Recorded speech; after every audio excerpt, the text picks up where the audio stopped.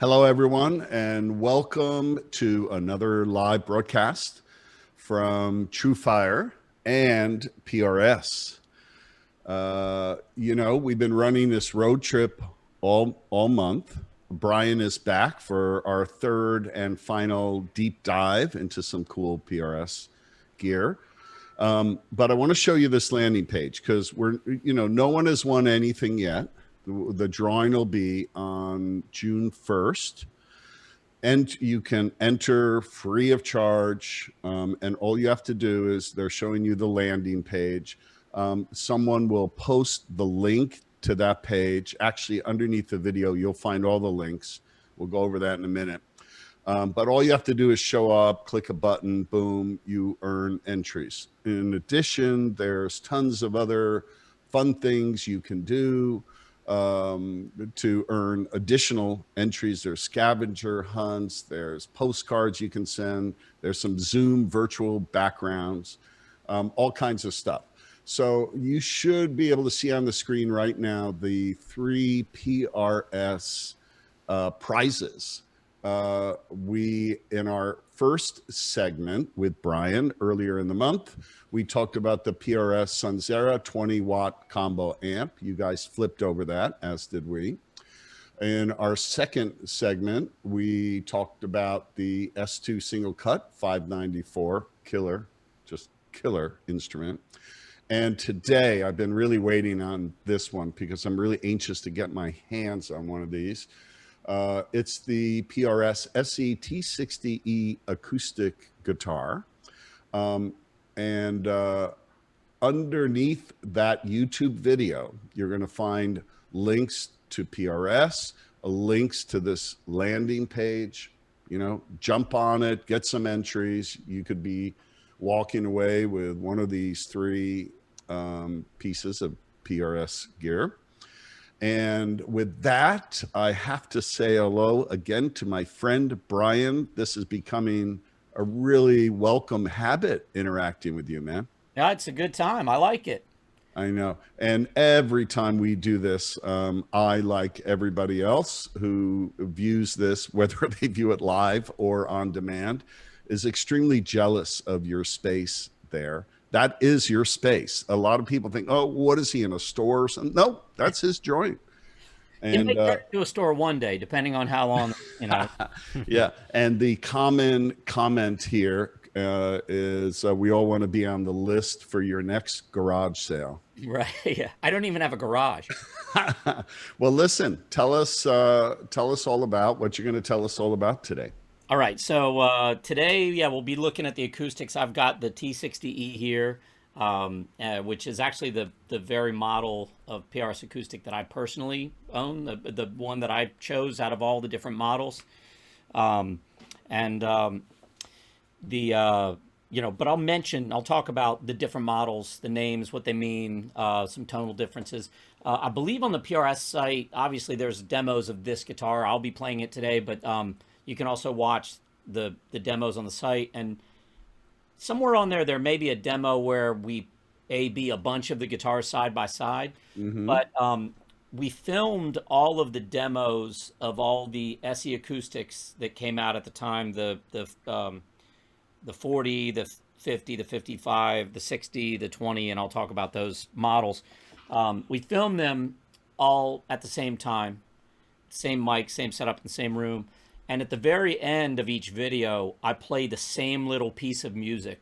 So even though they're on separate videos, so as much as you can try to get a very good representation of how each model sounds playing the same piece.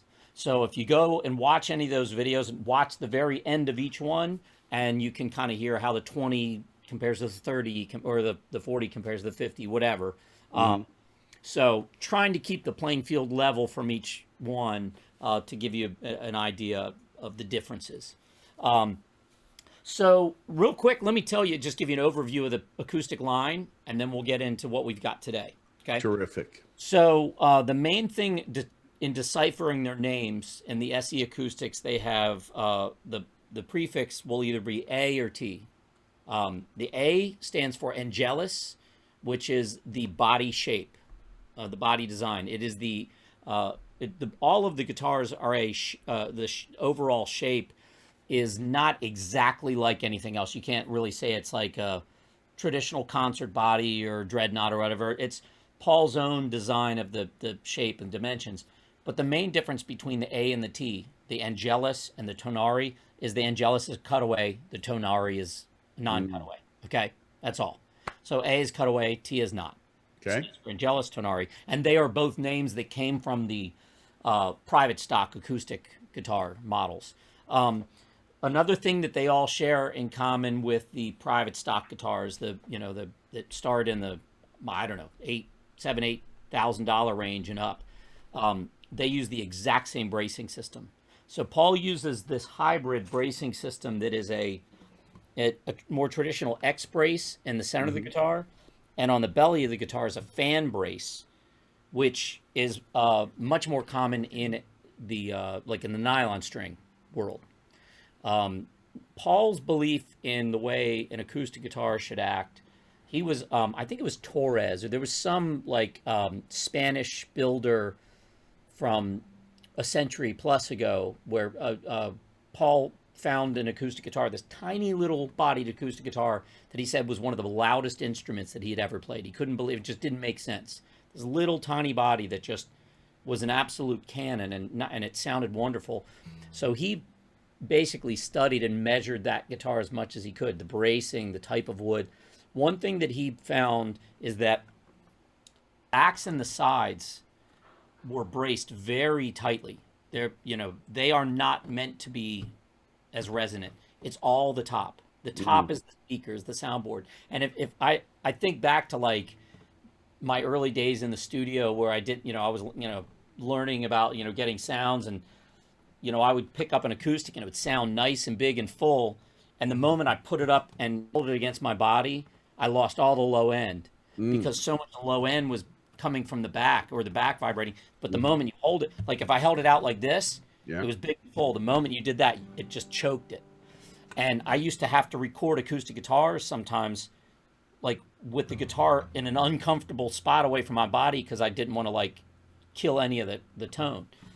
So the back and sides on these are pretty tight. So playing from here and coming out here, well, you're hearing a difference in the mic placement, but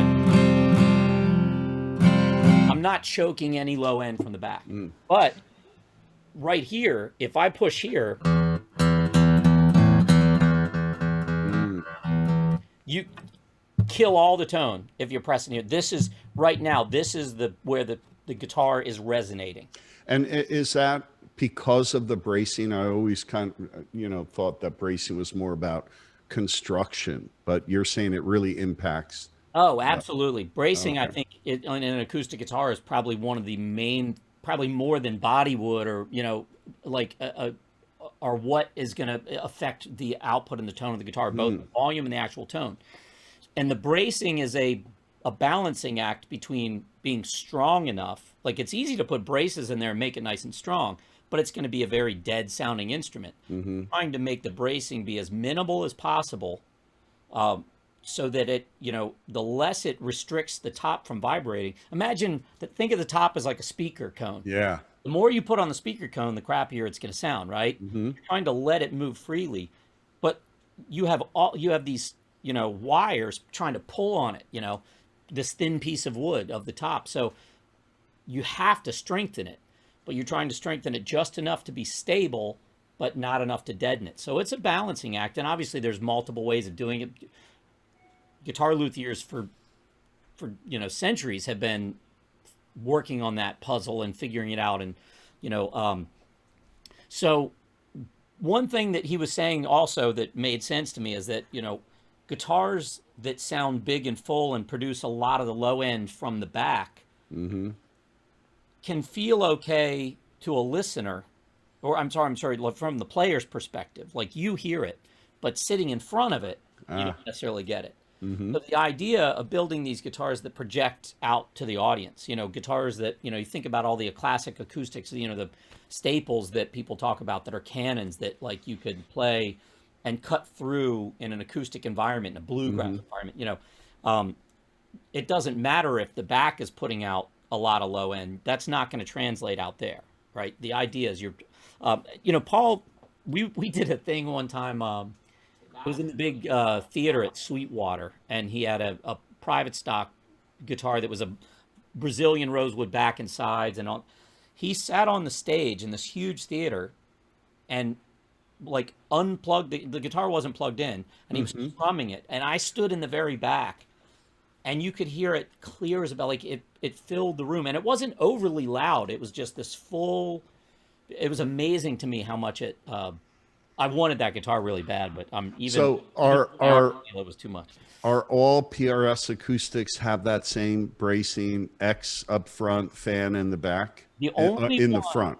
The only one where the bracing differs is the 20. The 20, and it is in the name. The 20 is the SEAX 20E, and that means that it is entirely an X braced. There is the fan brace. That is also the least expensive one in the line. You know, dealing with the top bracing and the construction of the guitar, you know, again adds to the cost when you're trying to construct this guitar with this more delicate balance of the thing. So there is one option that doesn't have that, and I've played it side by side. It does sound different because of it. It doesn't sound bad by any means. It's just a different sound. Right. And so, you know, we talked in our last deep dive about how, you know, a price of the guitar, you know, a PRS guitar is largely driven by how many hours are involved in crafting that guitar. Sure. You know, but keeping the quality of, you know, its playability and its sound. Is that true here with acoustics as well? Well, of course, yeah. Now, these acoustics, all the SEs, are made overseas, and then they come through to Maryland and set up, as all the SEs are.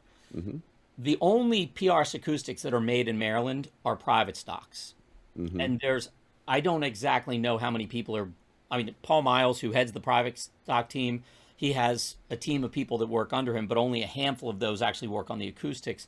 It's a very small number of people, probably less than 4 or 5. Like, I mean, it's a handful of people that craft the U.S. built ones, and it shows in the price. Those are custom order. It's private stock, you know. Sure. So Absolutely. there is no core production model U.S. built acoustic in the PRS world at this time. They've attempted to do it. The thing is, they have to find something that makes sense. You know, when they figure out what it would cost for them to make one and bring to market, are they going to sell enough of them? You know, because they're really still known primarily as an electric guitar company. You know, it's the same thing if, you know, when an acoustic guitar company comes out with an electric guitar or a bass, you know, it's their market share is different. People, you know, so there's, I know Paul would love to build a U.S. built core production guitar, but right now it just doesn't make sense price wise.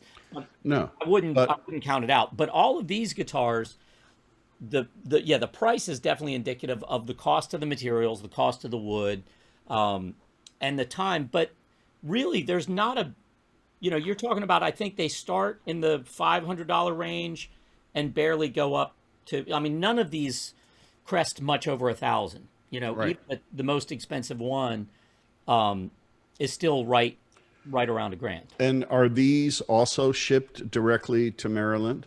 Yes. And SE goes through that same quality control process before it hits the stores, right? Yep. So Tony, you know, we did the festival with 3 artists who were both PRS and TrueFire artists. David Grissom, Corey Congilio, and Tony McManus, who is a tremendous advocate about the PRS acoustic line. He said he's, you know, been around the world and has played, you know, all as many of these acoustics as he can get his hands on, and he was very, very impressed with the quality of, you know, some of the more affordable models. So I was curious whether it went through the same kind of rigorous quality control, shipped through Maryland, inspected, looked at, you know, they probably pick one every Friday in the 7 that they, you know, all the executives huddle and check, right? Yeah, and I would say, like, for me, I play mostly electric guitar. I play plenty of acoustic. I do, bar gigs and whatever, but like in the studio, I'd say 90% of the time or more, I'm on electric. Hmm. And to have an acoustic guitar that is in the $8,000-9,000 range, to me, as great as it would be, like bringing that to a bar gig. No way. What I mean? So it's, I think, it's a very different process to build an acoustic guitar than it is an electric, and Yeah. the time it takes. And so to me, it makes sense to have these done in the SE line because they're going to be accessible to far more people. Is it going to sound the same as a hand-built one in Maryland? Hmm. Probably not. Of course, but you're talking about apples and oranges, really. Right. And to me, like the idea of finding something that is like a good value and still sounds and looks amazing. I will tell you a quick little story about when these first came out. So like when the SE Acoustics first came out, they had two models. And they were all the cutaway. It was just Angelus, and one was mahogany and one was rosewood, and that was the difference. And they were cool. They sounded really good, and I played one once or twice, and I really liked them. And they changed a little bit about them, kind of redesigned a couple things, and then at some point, not long, as they were kind of figuring out, they basically pulled those guitars. They relaunched everything ground up design, and all these models came out. And they were relatively similar, but where the big differences were, and a lot of them was even just aesthetics. Like instead of, they got rid of the rosewood one, and part of that was because at the time, a lot of there was issues with rosewood in crossing borders because of the CITES issues with trying. So, and as we do that, we'll talk about specs on these. So like Okay. all of the guitars have the fingerboards and the bridge are ebony on every acoustic they make. The necks are mahogany. The numbers differ in that you can tell the body wood by the number. So the 20s are all mahogany. Okay, so the 20X, the A20X or the T20X is a mahogany back and sides with a Sitka spruce top. The only ones that differ, the Parlors, the 20s are all mahogany. So we'll check out a new Parlor in a second. The 30s that are now discontinued were the rosewood. They got rid of the rosewood and replaced it with a 40, which is a oven call, which is another dark wood, fairly similar to rosewood in its both sound and look. And when they first came out, they were my favorite. Like when it first came out, I loved the 40s. And I'm a big fan of rosewood acoustics. The 50s are maple back and sides, so still spruce top. And there's two in the 50 line. There's the 50 and the 55. The 50 is a curly maple back and sides, and the 55 is quilted maple back and sides. And then they came out with a 60, which is this one, which has a Zirconi. I see you get a lot of reflection on it. Yeah. But, it's a Zirconi back and sides. Another dark. When did they come out with that one? Well, all of these were released, I believe, in like 2018. Okay. So they've been out a couple years. And as you go up from the 20s to the 40 to the 50 to the 60, the price goes up a little bit. Part of it is the, some woods cost a little bit more than other woods. That's part of it, but that's not all that goes into the difference in price. They all come with a lot of the same features that you would consider on more expensive guitars. Like the nut and the saddle are bone, no plastic. Like typically, I've seen guitars that cost quite a bit more than this. They come with a plastic nut and a plastic bridge. That makes a huge difference in the tone. All of these guitars have a bone nut and saddle. And the bracing system other than on the 20. But the other big thing is that as you go up, it's the little subtle details. Like on this guitar, the birds, the inlays are all real abalone. They're real shell inlay. And up close, they look amazing. They, like all the trim on this, all the binding is, you can't really see it, you know, as close over Zoom, but you can see the pictures on the PRS site, is all curly maple. So like even details like they're showing right there, the little back of the heel of the neck, there's abalone, you know, purfling down the center. It's they look like the $7,000, $8,000. Yeah, they look beautiful, man. And I couldn't believe when I saw it. I was like, I thought it was a private stock. When people walked into the PRS booth at NAMM and they had private stock acoustics and the SE acoustics, from a distance, it was like you really didn't know which was which. You could tell which was the $700 guitar and the $7,000 guitar. Right. They were like, it's amazing how beautiful they look. But they sound incredible. You know, I'll play through a little bit real quick. I'm going to play through it right now with the mic, the same mic I'm talking into. But in a few minutes, I'll also plug it in direct. I'll shut my mic off. Okay. And I'll show you what the pickup sounds like, just plugged straight into my recording interface without any, you know. Play a little for us. So, you know, I've got a condenser mic right here in front of me. Obviously, if I change positions, you'll hear a change in the sound. So I'll try to sit nice and still here. Okay. But this is the Oven Call back and sides T60E, okay?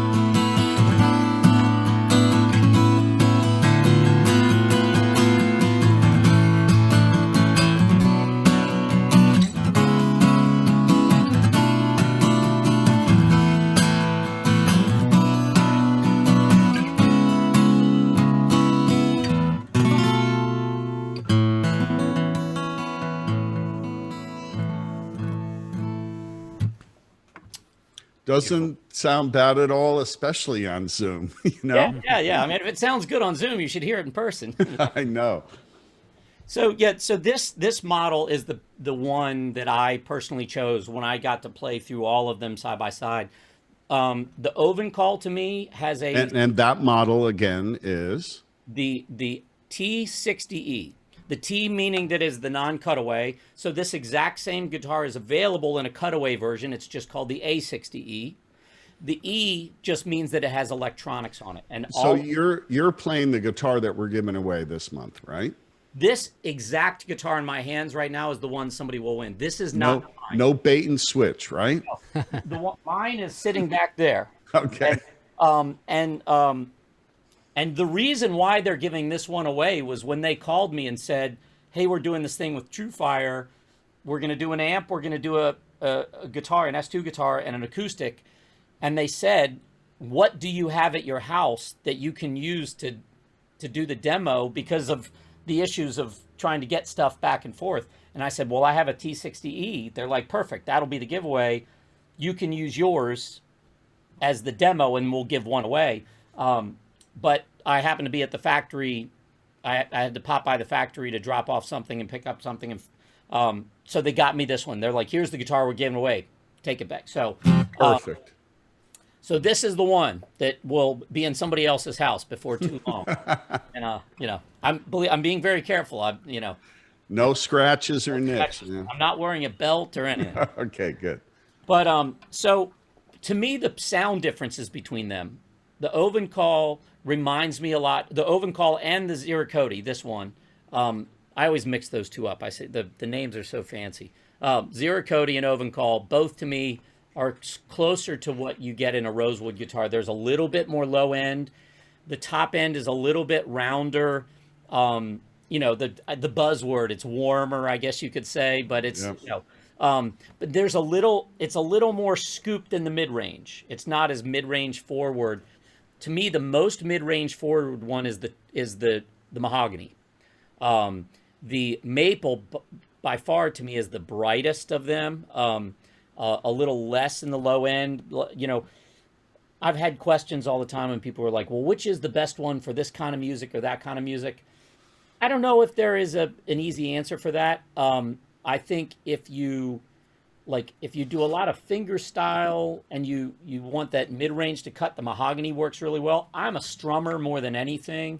I also hit the guitar pretty hard, like especially on live gigs. I dig in. I'm a you know, so I like a guitar that handles that and doesn't squish or compress too much. And to me, this is the one. They all did well, but this is the one to me that could kind of take, my ham-fisted, bashing away at the guitar.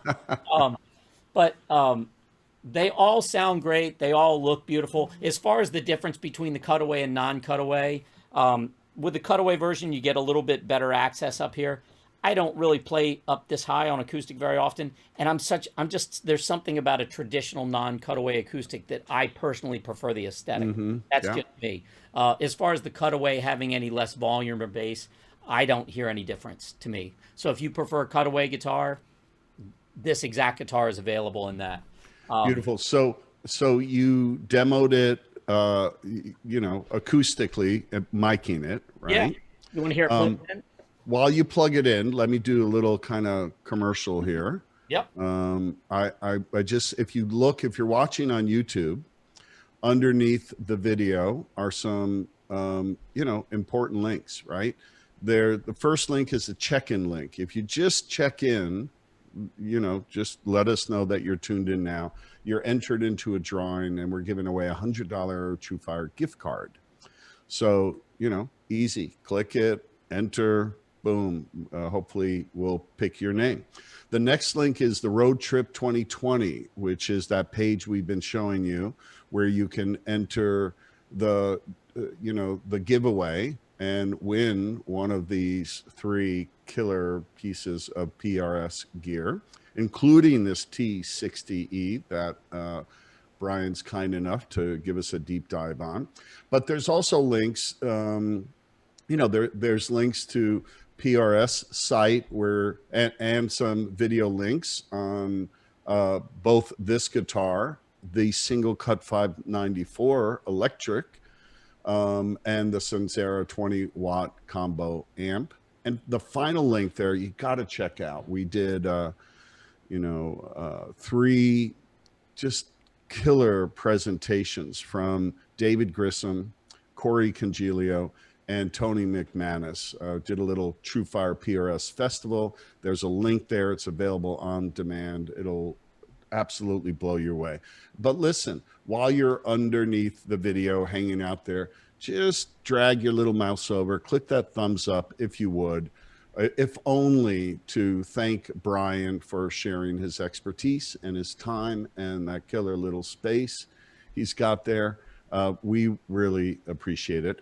And questions. He loves to answer questions. If you've got a question, any kind of PRS question, Bryan is going to give you the scoop, right? So list it in a live chat. We'll try to get to all of those questions and let us know where you're tuned in from. Speaking of which, Tommy, why don't you shout out to all our PRS fans around the world? Where are they? Hey, PRS fans all around the world. We do have some nice geo coming in. Keep that coming, guys. We always love to hear where you're watching from. Today, I see we've had some folks from Manitoba, Canada, Calgary, Alberta, Panama City, Connecticut, South Dakota, Chicago, the UK, Las Vegas, Wilmington, North Carolina, St. Louis, and right across our lovely bay here, Tampa, Florida, is representing as well. So, guys, thanks for that. Keep those chiming in, and definitely enter your questions in the chat, and we'll get as many of them answered as we can. Back to you, Brad. Thanks, Tommy. Thank you. All right, Bryan, are you plugged in? I am. Let's And hear how that actually, sounds. while you were doing that, I actually skimmed through the comments and found a couple questions, which also reminded me. I checked back on the chat after the one we did last time. Yeah. There was a couple questions that people had that were really good. That That's right. before the end of today, I'll cover a few of the questions that we didn't have time for last time. We can get to them real quick. Before I plug in, I'll hit this. So somebody was asking about my favorite split coil PRS. Yeah. That's right. I think they all do really well. One of my favorites, though, is definitely the Paul's guitar. The pickups in that guitar just sound really great. I think the DGT is probably one of my top, has always been one of my top favorite single coil sounds, the way those pickups split. But the Paul's guitar, both the SE version and the core version, have some of the greatest sounding single coil pickups from a humbucker that I've ever played. So that's a place I would look. Somebody was asking me about the PRS setup versus a Plek machine. This is purely my personal take on this, and I do not do setups. I mean, other than basic stuff. In my experience, a good luthier can do great work. A Plek machine is wonderful, but a skilled craftsman, it's kind of hard to beat that. What I like a Plek machine for, is if you have a way that your guitar is set up and it's exactly the way you want it, and you're super particular about it, a Plek machine can measure every aspect of that. So when you go back to your, guitar tech or whoever has the Plek machine, they know your preferences and they can make sure your guitar is set up exactly the same way you want it, whether they've done a refret or whatever. There is no one setup that's perfect for everybody. Right. People like their action higher or lower. It's like, so a setup is a very personal thing. The benefit of the Plek machine is to find the measurements of what you like. PRS sets it up a certain way. I love the way PRS sets up their guitars. When I get anything from them, I don't change it. I don't have anything that I go, I have to tweak it this way. So to me, a Plek is just something. If you have access to somebody who has one and you have a guitar set up the way you like and you want to have it Plek to know what your specs are, great. But I don't think it's worth spending the money if you pick it up coming from the factory. Mm-hmm. There's no need in Plekking it after that. Good advice. Hey, I have to tell you that, as I've told you before in the first couple ones we did, every time David Grissom comes in with his DGT, I get like, man, got to get another PRS in the studio, right? And we've got plenty in there already. So yesterday we ordered the DGT. So awesome. Nice. You inspired that sale. I hope you get a commission on it. We also ordered one of the Parlor guitars, which I hope you'll spend a couple of minutes just showing that off later. Yep. But go ahead and plug in and show us what this sounds like electrified. All right. So what I'm going to do, I'm going to explain what I'm going to do for a second. Then I'm going to shut my mic off while I go through and play it. So I want you to hear just the pickup and not the pickup and the mic I'm talking into. So before I shut my mic off and turn this up, I'm going to just go ahead and just strum through some chords and play through so you can hear. I am plugged directly into my interface. There is no EQ, no compressor on it. I think I put a tiny bit of a room reverb like on the send, so you might hear a little bit of that. But other than that, now I am going to be the volume on the acoustic guitar, there's a volume and a tone right inside. It's a Fishman made pickup and preamp to Paul specs. The one closest to the bridge is the volume, but the other one is a tone knob, and brightest all the way up, gets darker and adds a little low end all the way back. So what I'm going to do is I'm going to start off with it in the middle, strum a little bit, then I'm going to turn the tone knob all the way one way, strum a little bit, turn it the other way, so you can hear the range of sounds from the tone control. But you won't be able to hear me talking while I do it, so that's why I want to explain. So okay, no problem. Here comes the acoustic, and here goes my mic.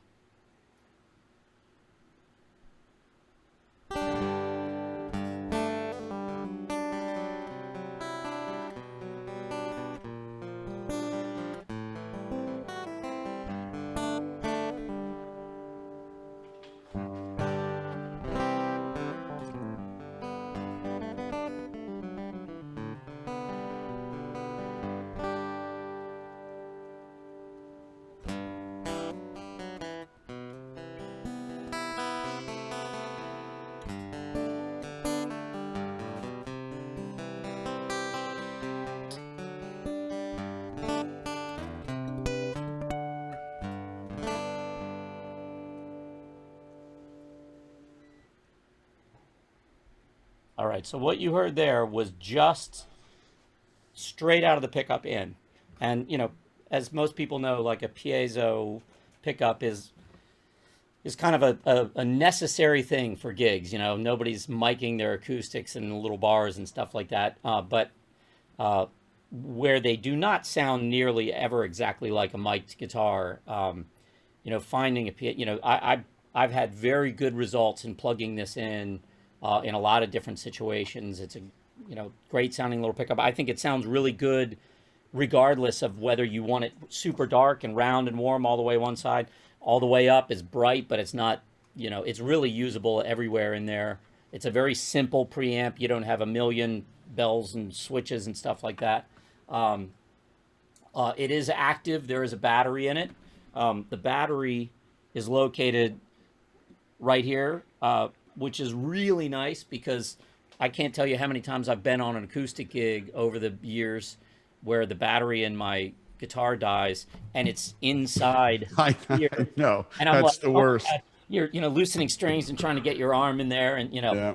so this battery change can be done like that if need be.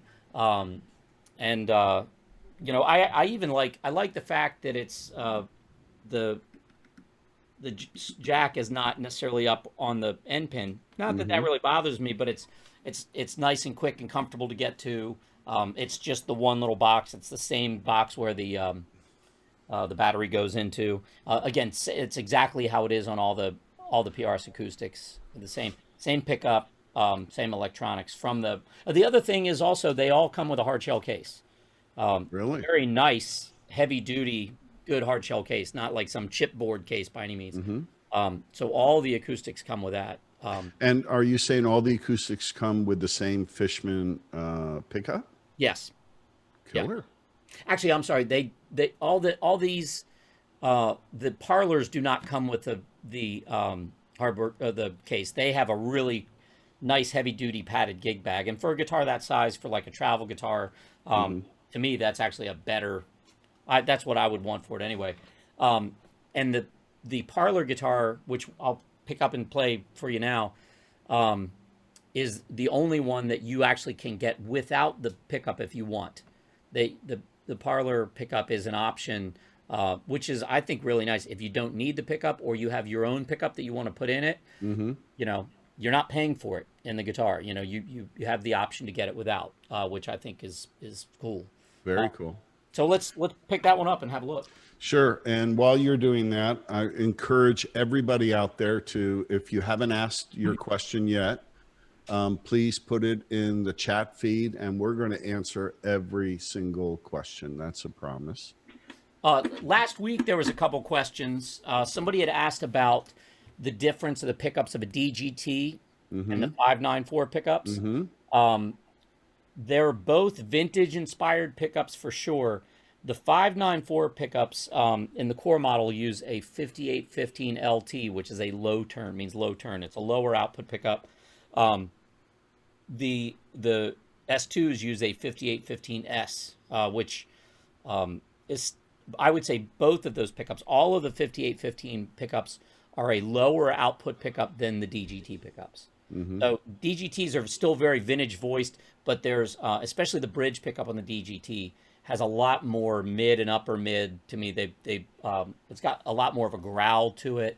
But a lower output, I would almost say like there's a little bit of a hi-fi top end on the 5815s. You know, two different voices of different vintage pickups.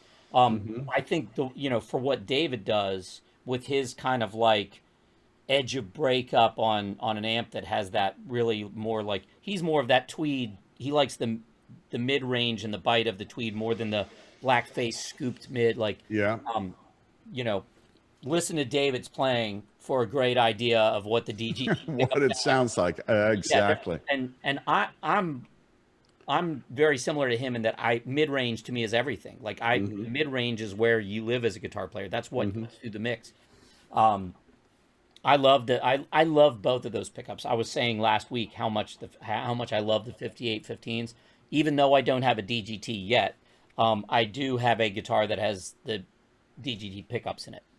Oh, you need to get you one Yeah, in your collection.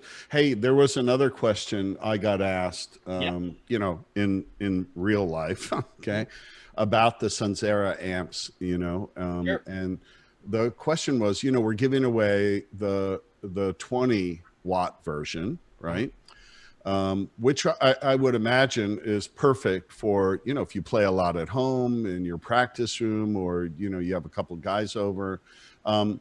Will that amp suffice in a small club, say like at a local jam or something? Absolutely. I've used, so when they first came out, I started with the 50. I was using the 50 a lot. And part of it was I do love headroom. I love that, I love low watt amps, but I've also learned that like the main amp that I use at gigs is 100 watts still. You know, I'm Hmm. backwards where everybody else is going smaller and lighter and lower Yeah. watt. I never used high watt amps back in the day, and now I'm like falling in love with 100-watt amps. Hmm. But there's not that many places where I can use them. But Hmm. the 20, I actually just got maybe about a year ago, or yeah, barely a year ago, and it's different. It's very different than the 50 for a couple reasons. Outside of just the output transformer setup being a little different, it doesn't have the mid-range control. There's only a single volume knob instead of two on, but there's something about the simplicity of the 20 that I really have fallen in love with. But I've used it on several gigs in decent sized clubs, even like bar gigs where it's not even going through the PA. It's just by itself and with a fairly loud band, I mean, Hmm. not, and it had no problem, no problem at all. It's a loud 20 watt if you need it to be. Um, so yeah, I mean, I would say most people would not have any issue at all using it as a full on gigging amp. If you're in any situation where you're putting a mic on it and putting a little bit in the PA, they're totally fine. But even without that, small clubs are not a problem for the 20 or the Very 50. cool. Yeah. Very cool. Thank you, man. Yeah, yeah. So All right. The Parlor, we're excited about this one. We can't yeah, wait to get ours. this is the they've got the charcoal, the black top, and the natural mahogany one. So they're all mahogany top, back, and sides. If you look at this up close, even though it looks black all the way around, it is a little bit translucent, see-through when you look it up close. You can see the wood grain, so it really is Hmm. more of a charcoal, which is really cool. It comes with the little black pick guard that you can almost not see unless you see it in the. That one on the screen right there is the black top. So it is a solid black top with a white pick guard, but it has the Hmm. natural back and sides. Hmm. And then the all mahogany one. Really, the differences of all of them are just the aesthetic of the color. The only actual other option that you have outside of the color is whether you want the pickup or the non. If it doesn't have the E at the end, there's no pickup and it costs less money. The Hmm. E will have the pickup. So talk a little bit about, I mean, I know why I love Parlor guitars, Mhm. but talk about why somebody would want, if we play acoustic, we probably have God knows how many guitars. Why do we want a Parlor guitar? Right. Well, so just like electrics, every acoustic has its own personality, right? And sometimes a large body, jumbo, dreadnought, whatever, is what you want and what you need. But sometimes it's not, right? I mean, this is a very different sounding instrument. Um, it is, it doesn't nearly have as much low end. It's a different top end, and the mid range, again, where we live in the guitar world, the mid range is completely different. So it's a little bit more focused, and Hmm. but some of my favorite recorded acoustic guitar tones are done on small body guitars. Obviously, Hmm. small body guitars are not a new thing. Yeah. Um, uh, I think I mean, a lot of blues players have gravitated towards the smaller body and parlor size guitars. But they work great for all kinds of things. In a band situation, I love the way they cut. Like for recording, these things are super easy because they just fit in the mix in a really great way. Hmm. Um, but it's a different flavor, it's a different character. Aside from the fact that it's a smaller body and it's if you don't like a big jumbo acoustic guitar, it's a nice for a travel guitar. They're great. And is the neck a little kind of skinnier? Can you wrap your hand around it a little more? It's slightly larger? smaller profile neck. Yeah, it's Yeah. a slightly small. And I'll actually have to look here at the specs. I believe. Let me see what the scale length is on this. Yeah, it's a shorter scale length too. This is 24.72 inches. I'm pretty sure I'm going to go back to the other ones here. I believe they are like 25.3, if I'm not mistaken. Yeah, 25.3. So shorter scale, which again changes the feel dramatically. It's less tension on, with the same gauge string. Here, I'll just play through a little bit. This is, again, we're back to just the microphone here. Okay. I mean, you can really just hear on that low E string.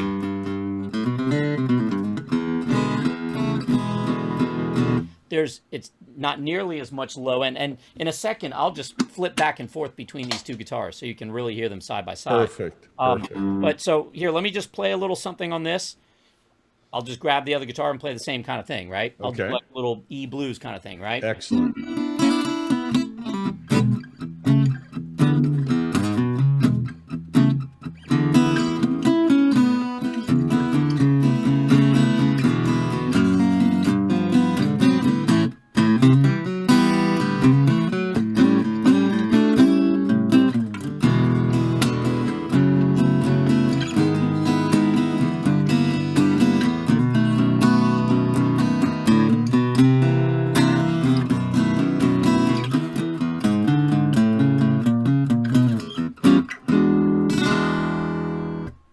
Touch of a similar thing on this guitar.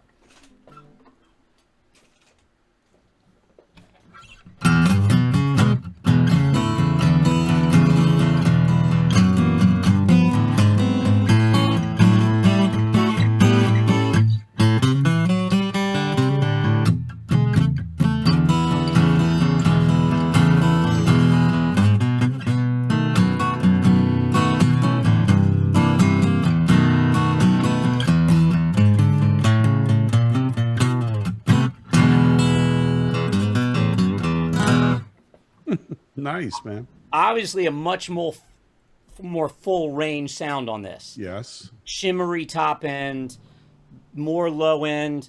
This has that kind of mid range kind of. It sounds like the guitar looks. It's smaller sound, but so many. Think of all those like great Clapton acoustic triple O tones and. Even going back to, all the early Delta blues stuff and slide stuff, it's like those really kind of like, it's got that mid-range kind of like honk to it that's like so, right. It's got a character, it's not meant to sound like a D28, you know what I mean? It's not, right. But it's such a cool little, texture. And the beauty of them is, I believe, the non-pickup version, like the SEP20, the non-electric, is, if I'm not mistaken, is the least expensive instrument that you can buy from PRS, like across the board. It's in the like $499 or $5. It's yeah. They're they're listed as at $499, which I think is exceptional price. Yeah. Plus, which I at first I got into Parlor guitars because they were small and compact, and you can kind of it's easy to pack it in the back of the car if you're sure. So I was thrilled. Text Bryan so he knows what's going on. Yeah, I crazy. Can hear you. It's crazy because we still okay. It's back. I think we're back. We're back. Yeah. So there's a little lightning here. Yeah. We're the epicenter of lightning. You have no idea how many hundreds here in the Tampa Bay area. Lightning is like a thing, right? But you can hear and see us okay now? It looks like we're back live. Yeah, we're back. Okay, good. So here's questions. Tim Lurch, who I think Tim, right? The name is he up in my way, I think? Yeah. He's Pacific West Coast, incredible jazz and blues player. You're talking about the guy who does all the finger style, like. That's right. Oh, That's right. Yes, I was thinking of a. Yes, no, he's killer. amazing. Just sweetest cat on the planet too. Yeah. He asks if there are any plans for a nylon string in the acoustic line. Sometimes they tell me in advance about things. I haven't heard anything. That doesn't mean it's not happening. Nobody has said anything to me. I've never seen any prototypes. I've seen a lot of people ask those questions, like when PRS puts up a demo video of one of the acoustics. I've definitely seen that in there, but nothing that I know of. But that doesn't mean that it's not happening. The other question I see people asking, and there was one in the feed, people often go like, hey, when are these going to hit the streets? Or I ordered this thing from blah, blah, blah, December. Unfortunately, as an artist with them primarily and then doing demos, I have no idea about time frames. I do know that they've been on a pretty heavy back order on tons of stuff. So, Well, and plus switch, this, virus thing has, for sure. turned the world upside down. Yeah. Sometimes I have to find out. I've found out about certain guitars that are coming out, like they call me and they're like, hey, this guitar is coming out in 3 weeks. We need you to come in and do a video. I hadn't heard anything about it. Sometimes I hear about it in advance. I haven't heard anything about nylons. Okay, cool. That doesn't mean that it's not. We'll keep our fingers crossed. Okay, you answered that. Mishri Salem asks, he has a custom 22. How good is the factory setup? It's traveled quite a bit. I guess he just received one and it was shipped a long distance. And should I consider a plec treatment? Yeah, that was the question I saw earlier that I was kind of talking about the plec thing. I've played so many guitars that have come straight out of that factory. I love the way they set them up, and they're really stable guitars. But mind you, they're pieces of wood. They're subject to, a little bit of movement with time and temperature and all this stuff. So yeah, I mean, any guitar might need a setup depending on what it's been through or how long since, but as far as whether it needs a plec, probably not is I think the right answer. If he just got it and it plays all right to him, that's the main thing. A guitar, like I said, a guitar setup is a very personal thing. If he's having specific issues with it, as far as like the action's a little high or whatever, to your personal kind of preference. But if Bryan, correct me if I'm wrong, if we heard it once, we heard it 100 times over the course of this month that we've been doing these things. Even David Grissom said, he'll pull a PRS off of the rack and it's in beautiful condition. And we talked last time about the very diligent and careful QC process at every guitar and how people sign the pickups. And, there's a lot of pride that goes in that. And I think one of the things that distinguishes, as a PRS customer myself, is, you get that guitar, it is going to play and it's going to play well right out of the box. If you want to adjust the action a little bit or change the strings, sure, but in a lot of the we've never had an issue. When I go to stores around the country to do clinics and stuff, almost every store has a repair person in-house. A lot of them do, that does repairs for the store and or make sure when any guitar comes into the store, they go over it to make sure it's cool before they set it up on the wall, or and I would say more often than not when I walk in, whoever is there at each store to do that comes up and tells me, they're like, man, all the PRSs we get in, I have to do nothing to. I can basically get out, wipe fingerprints off, hang it up on the wall. They're like, I spend no time having it, and they're telling me, like, thanking me. I was like, I have nothing to do with that. I just play it. And it's their fingerprints they're wiping off, not the team at PRS too. James Brown is asking, why is not the James Brown, I would presume. I would, yes. Yes. Why is PRS choosing to offer gig bags over hard shell cases? I'm thinking of the Vela S2 semi-hollow, not the blues acoustic. So the S2 line, the goal with the S2 line was to build the most affordable guitar, Maryland-made, handmade Maryland guitar they can make. So they already have the core guitars, that, we know what the prices of those are. They're wonderful instruments. They're great. They're no compromise by, not in everybody's price point, So the goal wasn't to make a guitar that was a little bit less. It's like, how low can we get the price? So, the fact that they build a US built acoustic guitar, the S2 standards, for $999 is actually, if you had asked me 10 years ago, would you think there'll ever be $1,000 US built PRS? No way. No way they'll ever get there. They did it. It's an amazing guitar. It's certainly not as blingy and fancy as the other ones, but they're incredible. So putting a hard shell case with a guitar, even if it's a $1,500 or $2,000 guitar, you put a case in it, you're paying for it. The guitar, it will add cost. Whatever it costs them to manufacture that case will get factored into the cost of the guitar. So by offering it with a gig bag, they're basically going, you're getting this guitar for less because we're not making you buy a case. Right, exactly. And if you need a case, they're available. So it's really just giving you a choice. If that guitar came with a case, it would probably be, I don't know, $80 more, $100 more. Of course.